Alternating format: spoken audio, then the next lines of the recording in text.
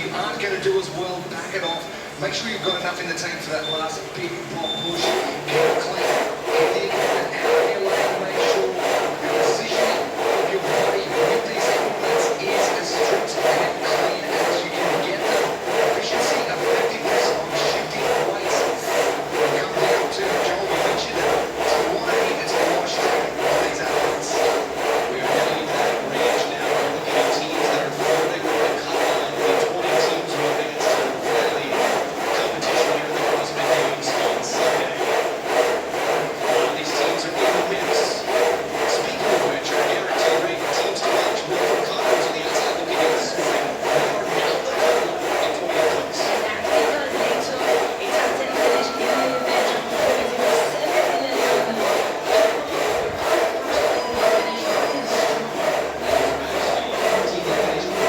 in the event of 7 minutes on the CrossFit was in front of them, 2 points out. They have withdrawn after an injury in the last event. So Rhapsody right now on the bubble, first team out.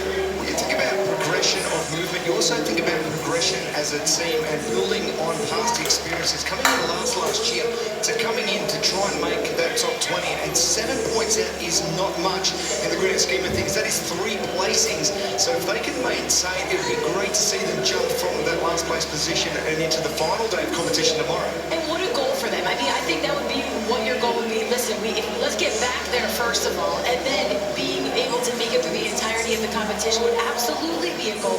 Huge for them if they could do well here. It's a horse race right now to the tumblers, 650 pounds, 450 pounds for the men and the women. Milford, though, not budging. Heisman to the next closest team in first place at the moment. Oslo at 14 points out. It's 19 for AB. CrossFit West Chase a little bit further behind, but still only 34 points out. Tupper, massive weight being shifted, 650 pounds for the men, 450 for the women.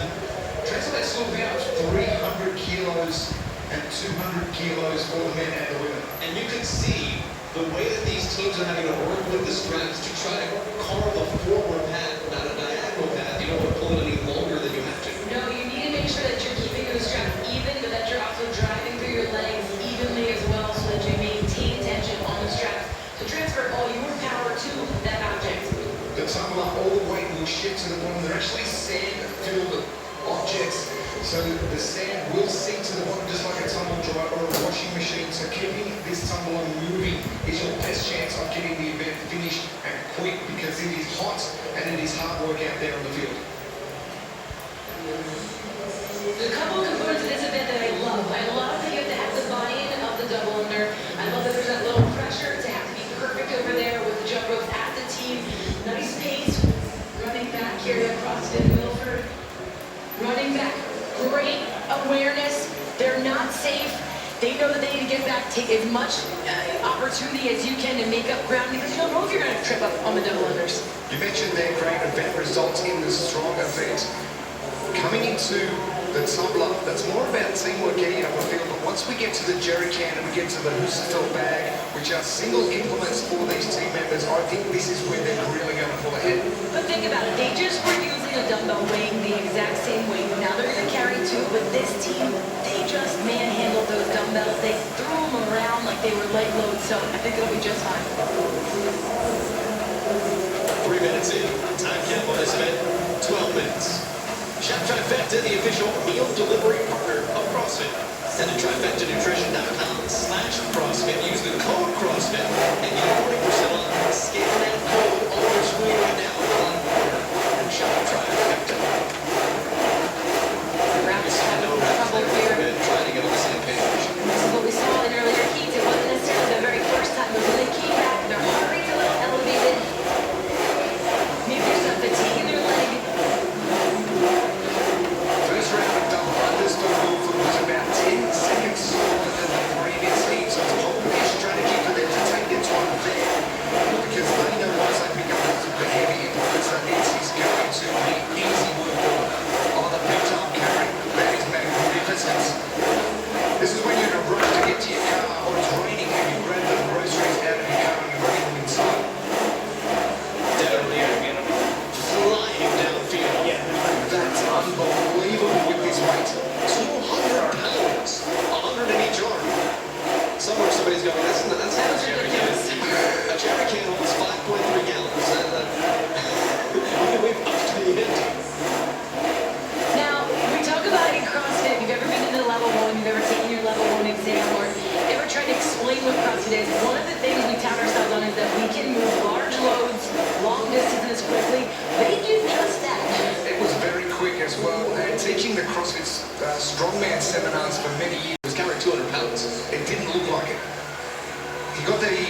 felt bag up nice and high on his torso, make it easy to carry, straight out those legs.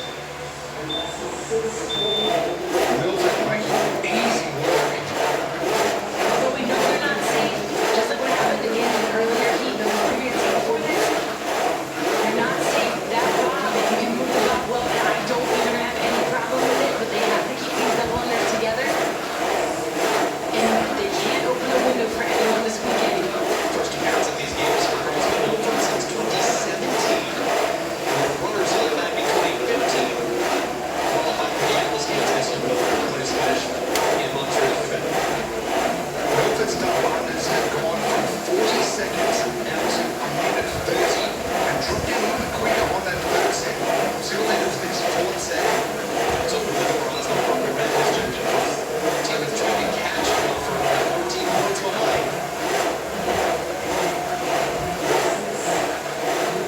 Red with the fastest farmers carrying with those jerry cans of 38 seconds. We do have times to beat.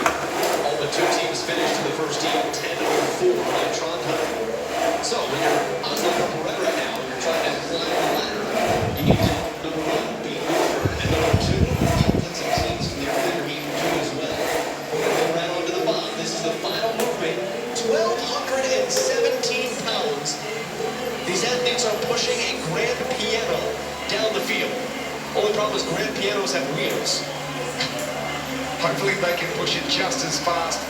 Something in the water in Norway. Two teams finishing in the top two in Heat 1. Can they fund the national team? And Purple Red doing well. A race on our hands now. Campbell Athletics has jumped in front of Milford, now in third place. Look at how swiftly that bomb is moving though.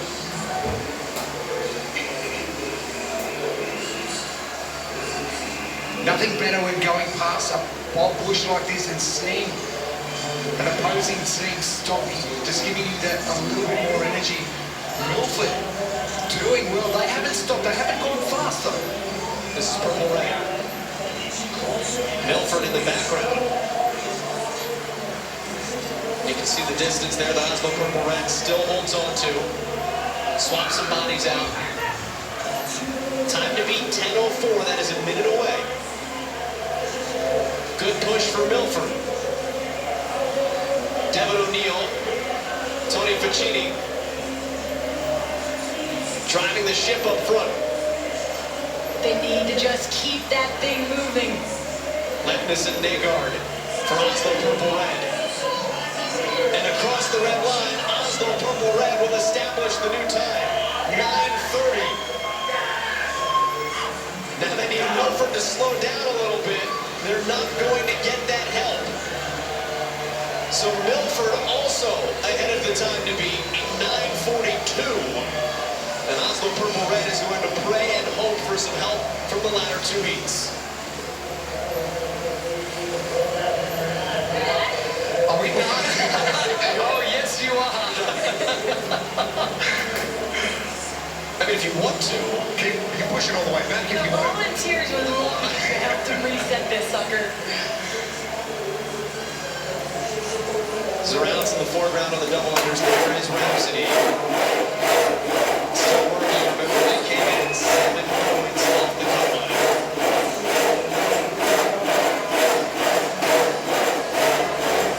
What a great lifter would be for Rhapsody to have come in last a year ago.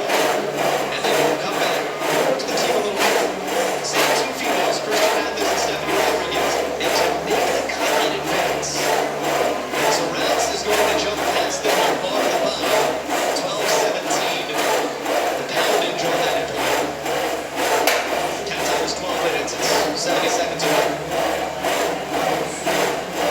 I think it's very much right now, though. It's not just that they're still back in the double unders, but that all these other teams are on the bottom. Making justice. Best chase. Every segment of this field, they will get credit for moving the ball past that.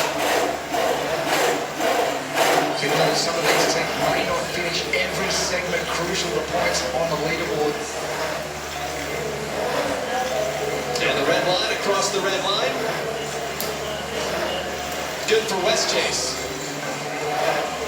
30 seconds remain here in heat number 2. More than 2.5 tons of weight in 100-degree heat. Real feel. And this is the 9th event. All the work that they've already done to say how much weight they're moving, and they moved in this event. That's on fatigued bodies. 5 seconds left. AB does come across. They're also near the cut line, just 19 points out. We do have caps, though, that come into effect for Surrounds, and unfortunately for Rhapsody. Oslo Purple-Red. Another heat win. Trondheim, Purple-Red. We have the chance that we could have 3 heat winners from Norway. It's unbelievable. We knew that was strong. What we need to do, and I think that pushed us to do that a little bit extra to get across the red finish line first. And those cuts coming up, you said you were aware of where you were. How do you feel like you guys did on the 2 events today? Would you think it was enough to put you in that final 20? I think I was winning in what we were good enough to do. Last event we had a lot of numbers, I'm sure many others had as well.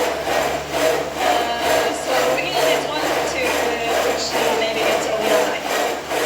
Final question, you guys are out here representing Norway. What does that mean for you as a team? It's really big for us. We're so excited and we have so many watching us and cheering us on. So yeah, just makes it. Congratulations. I always appreciate the honesty.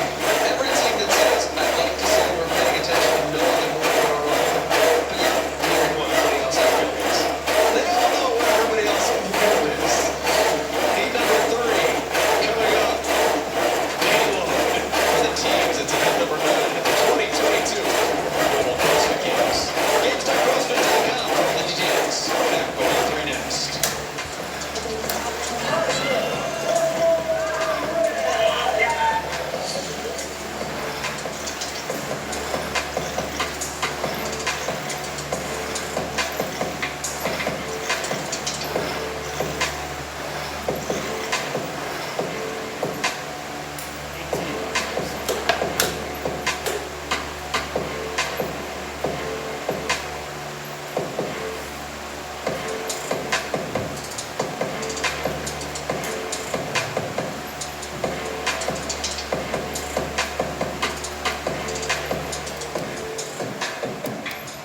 Bruce, thumbs on the edge of the box.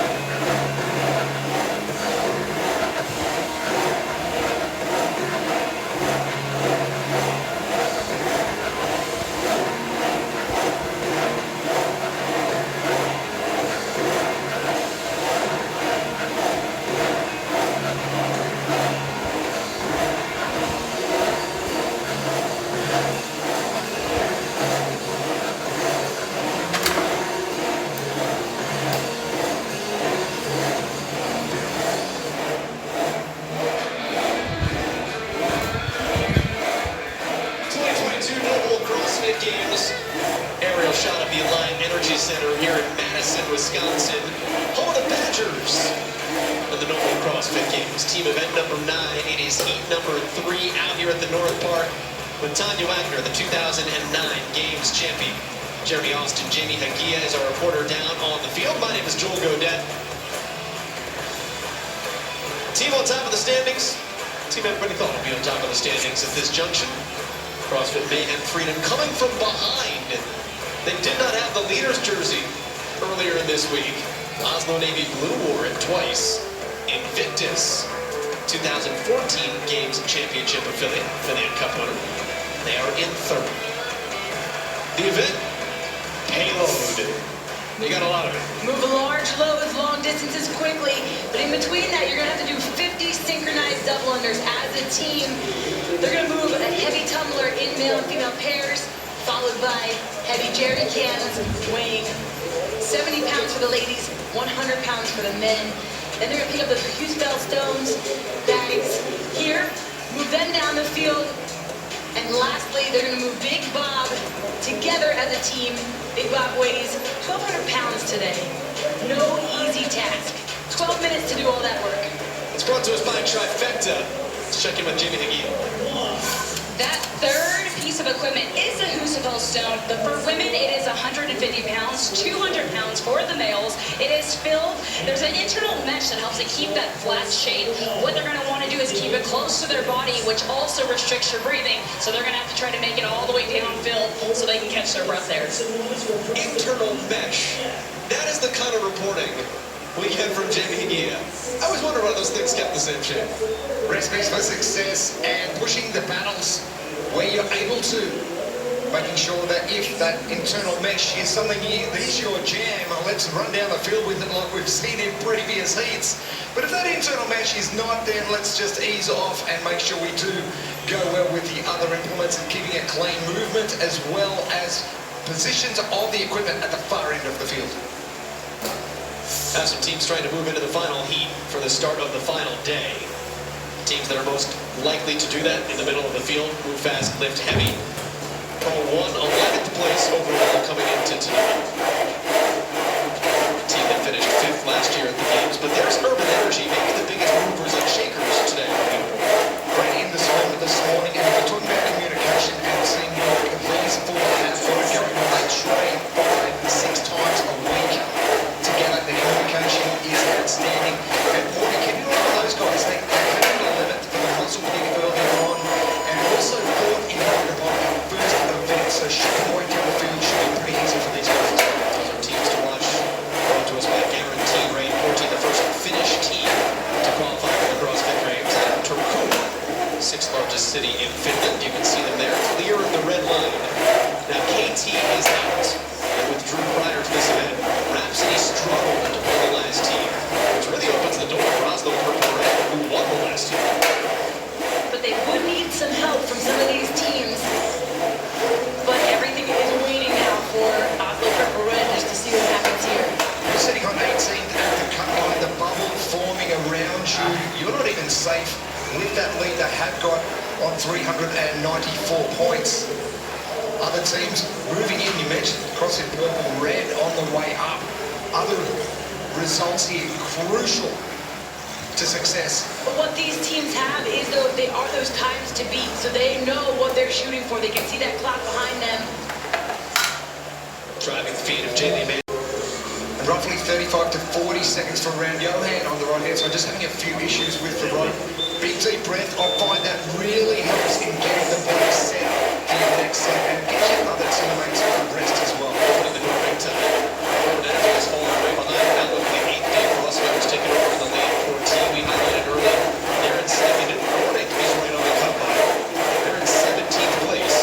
30 points, safe and moving altitude. They're in 4th now with move fast, heavy moving in the corner. If there is a team that has had a better week in terms of outperformance statistics and expectations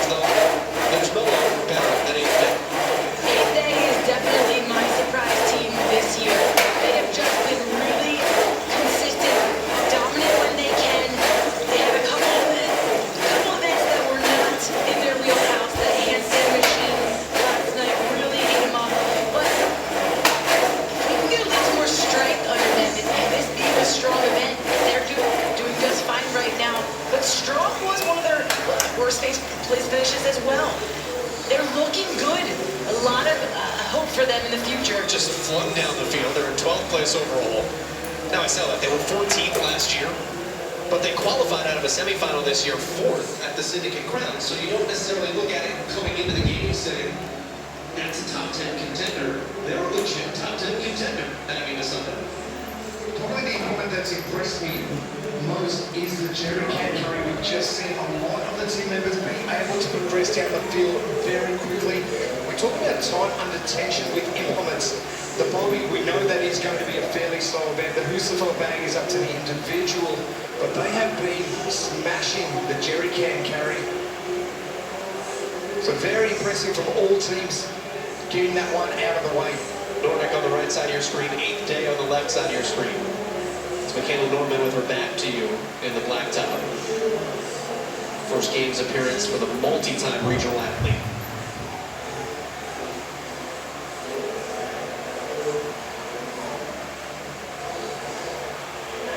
And a lot of things can happen here at these double unders, being that there's 50 of them. All it takes is one round of you to really be in sync and not have a lot of hiccups. And there can still be some shifting.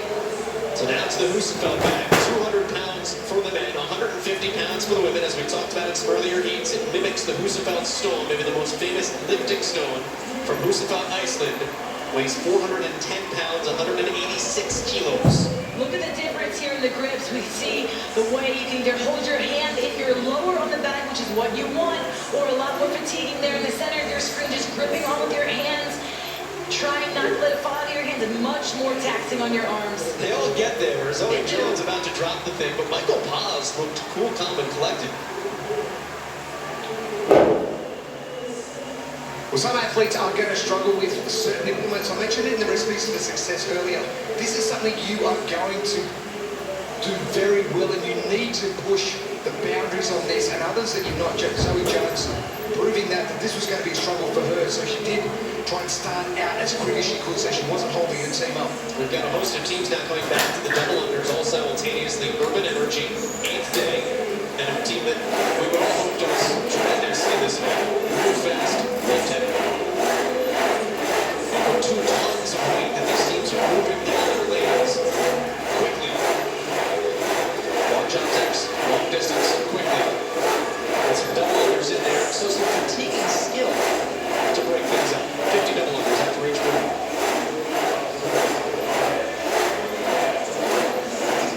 Watching for just any change in tempo. But they're looking nice and strong here. Move fast, lift heavy's gotten a little bit out of cadence.